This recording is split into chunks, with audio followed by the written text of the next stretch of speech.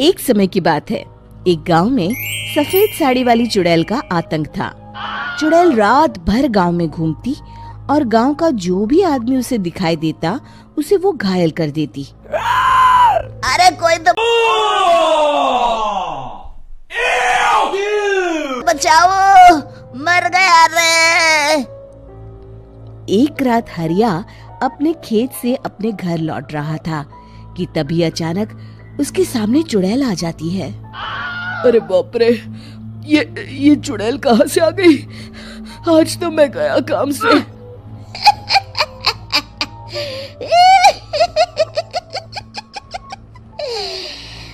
आज मुझे मेरा शिकार मिल गया। अरे चुड़ैल दीदी, मुझे छोड़ दो। जैसे ही चुड़ैल हरिया की तरफ बढ़ती है, हरिया वहाँ से भाग जाता है और अपने घर के दरवाजे पे पहुँचता है। अरे भगवान, जल्दी से दरवाजा खोलो, मेरे पीछे चुड़ैल पड़ी है। हरिया की पत्नी जल्दी से दरवाजा खोल देती है। अरे आप इतना हाफ क्यों रहे हैं? अरे मेरे पीछे चुड़ैल पड़ी है, आज तो मैं बाल बाल बच गया।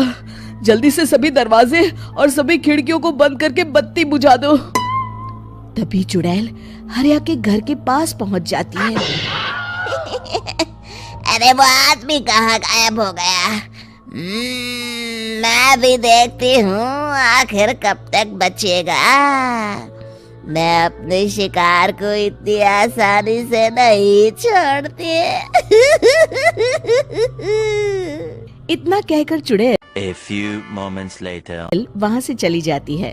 वहीं दूसरी तरफ हरिया और उसकी पत्नी दोनों अपने घर की खिड़की से ये सब देख रहे होते हैं। अरे बाप रे, ये तो बड़ी डरावनी चुड़ैल थी। अगले दिन ये बात आग की तरह पूरे गांव में फैल जाती है और धीरे धीरे लोग चुड़ैल के डर के मारे शाम होते ही अपने घरों से बाहर निकलना बंद कर देते हैं। कुछ दिनों के बाद भाई, मैंने तो इस चुड़ैल के डर के मारे रात को अपने खेतों को पानी देना बंद कर दिया है। कहीं मेरी फसल सूख गई तो मैं तो कहीं का नहीं रहूंगा। साहूकार का कर्जा कैसे चुकाऊंगा? अरे भाई, पूरे गांव वालों का यही हाल है।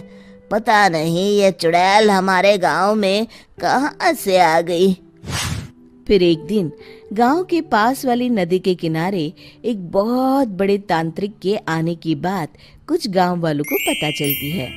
वो लोग जाके ये बात गांव के मुखिया को बताते हैं। मुखिया जी, नदी के किनारे एक बहुत ही पहुंचे हुए तांत्रिक बाबा आए हैं। हमें उनसे मदद मांगनी चाहिए। मैंने सुना है वो बड़े बड़े भूतों और चुड़ैलों को अपने वश में कर लेते हैं। मुखिया जी सभी गांव वालों को लेकर उस तांत्रिक के पास पहुंच जाते हैं। ओम फट स्वाहा, ओम फट स्वाहा। तभी तांत्रिक अपनी बंद आंखों को खोलकर कहता है, क्या बात है? तुम सब लोग यहाँ क्यों आए हो? मुखिया जी उस तांत्रिक को सारी बात बता देते हैं। अच्छा, तो ये बात है। और तांत्रिक अपनी आंखों को बंद कर लेता है। मैं देख रहा हूँ तुम्हारे पूर्वजों ने बहुत पाप किए थे, जिससे ये गांव अब श्रापित हो चुका है। उसी के फल स्वरूप तुम्हारे गांव में चुड़ैल आई है। ये चुड़ैल बहुत खतरनाक है, ये किसी को नहीं छोड़ेगी। हे भगवान, मर गए रे, अब क्या होगा? तभी गांव के मुखिया जी कहते हैं, बाबा, इस चुड़ैल से हम सबको बचा लीजिए। कोई तो उपाय होगा। इसका सिर्फ एक ही उपाय है। सभी गांव वालों को बारी बारी हर दिन अपनी आधी फसल उस पहाड़ी के ऊपर बनी काली गुफा में छोड़ के आनी होगी। तभी उस चुड़ैल की भूख मिटेगी और श्राप का प्रभाव खत्म हो जाएगा और तुम सब जिंदा बच जाओगे। सभी गांव वाले उस तांत्रिक की बात को मान लेते हैं और वहां से चले जाते हैं। फिर अगले दिन से रोज उस गांव के लोग बारी बारी से अपनी आधी फसल उस काली गुफा के पास जाकर रखाते। कुछ दिनों बाद हरिया की बारी आती है। बाप रे, आज तो मेरी बारी है उस काली गुफा में जाने की। क्या करूं, वो तो बड़ी खतरनाक चुड़ैल है। मेरे तो हाथ पैर कांप रहे हैं। फिर हरिया डरते डरते अनाज की बोरियां अपनी बैलगाड़ी में लाद देता है। तभी हरिया की पत्नी उससे कहती है, देखो जी, संभल के जाना और किसी भी हालत में शाम होने से पहले वापस आ जाना। उस चुड़ैल का कोई भरोसा नहीं है जी। हरिया बैलगाड़ी में बैठते हुए कहता है, भगवान, मैं क्या वापस आऊंगा? लगता है अब तो मेरी खबर ही आएगी। इतना कहकर हरिया वहां से चला जाता है। रास्ते में जंगल से गुजरते हुए हरिया की बैलगाड़ी का एक चक्का बड़े गड्ढे में फंस जाता है। हे भगवान, अब ये क्या मुसीबत है? हरिया नीचे उतर के पूरी ताकत से अपनी बैलगाड़ी को गड्ढे से निकालने की कोशिश करता है।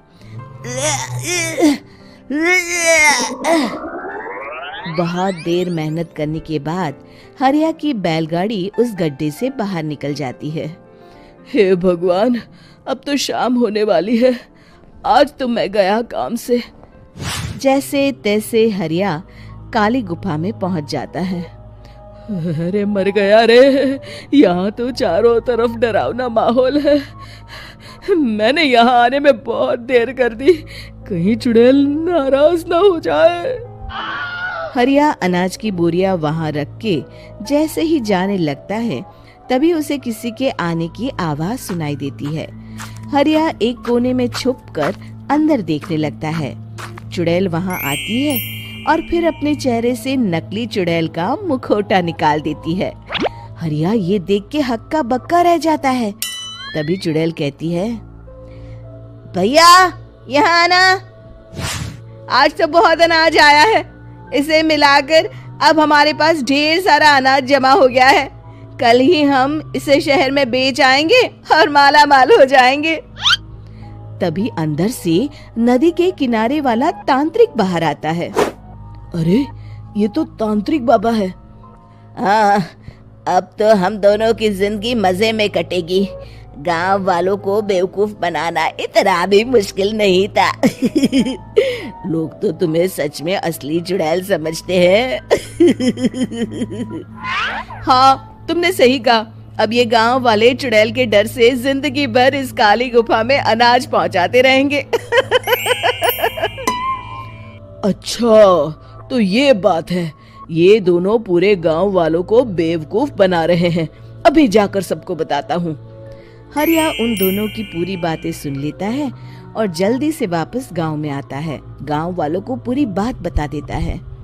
इससे पहले वो दोनों हमारा अनाज लेकर शहर जाए, हमें उन दोनों को पकड़ना होगा। उधर दूसरी तरफ नकली तांत्रिक और नकली चुड़ैल बनी औरत एक बड़ी गाड़ी में सारा अनाज लाद के वहां से निकलने की तैयारी कर रहे होते हैं।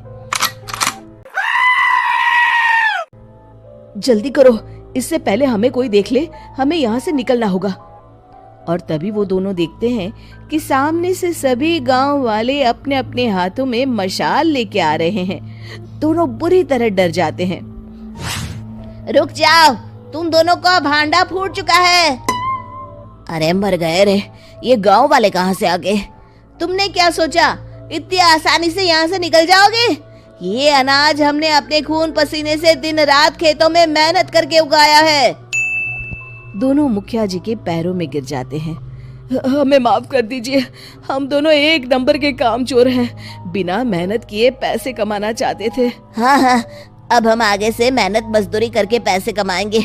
हमें कुछ मत करना, हमें छोड़ दीजिए। इतना कह के दोनों गांव छोड़ के भाग जाते हैं और सभी गांव वाले फिर से खुशी खुशी रहने लगते हैं। शिक्षा, तभी तो कहते हैं कि किसी भी समस्या का समाधान केवल सूझबूझ से ही करना चाहिए और कभी हिम्मत नहीं हारनी चाहिए। दोस्तों, हमें उम्मीद है कि आपको हमारी ये कहानी पसंद आई होगी। कृपया हमारे चैनल को सब्सक्राइब करें और सभी अपडेट्स के लिए बेल आइकन जरूर दबाएं। और हाँ, वीडियो लाइक और शेयर करना मत भूलिएगा। Bye bye.